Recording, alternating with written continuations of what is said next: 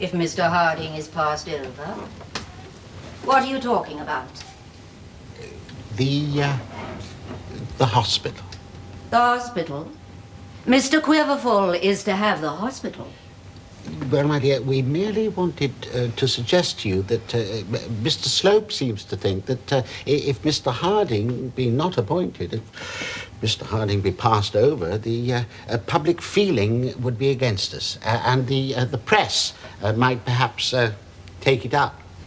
Mr. Harding was not passed over. Mr. Harding passed himself over. And I hope, my lord, that you are not going to allow yourself to be governed by a chaplain. With respect, Mrs. Proudie, I was simply carrying out what I perceive to be my duty of informing the bishop of the prevailing sentiments in the diocese. The diocese prevailing sentiments? Nonsense. The press has always taken a keen interest in Hiram's hospital. If Mr. Harding is fool enough to tell his tale, we will also tell ours. The place was offered to him and he refused it. It has now been given to somebody else, and that's an end of it. I fear it might not be the end of it, Mrs. Proudie. Mr. Slope, I think this is an appropriate time to say to you that your conduct to the bishop is not at all what I wish it to be. Oh, isn't it? No, it is not. Mr. Slope, you are a soul-stirring and eloquent preacher, but you must learn to know your place. I have been most distressed by your behavior on a number of occasions since your arrival in Barchester. Explain the reasons for your distress. I'm sure I can offer a full and adequate explanation. If you will allow me, my lord.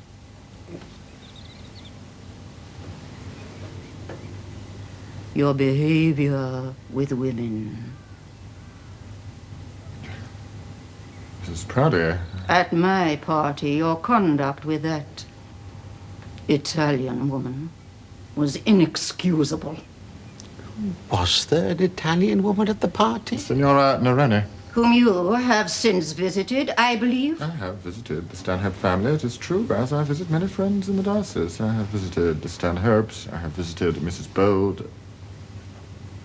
You visit Mrs. Bold? Yes. Mr. Harding's daughter? Mr. Harding's daughter? Proudie, I assure you the lady in question is nothing to me. Which lady in question? Neither.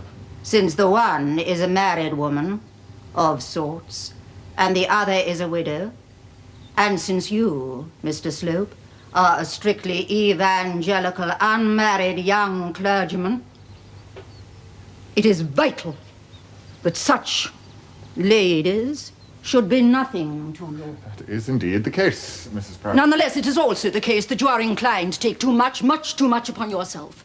It is the bishop's opinion. And I agree with him that such behavior must cease.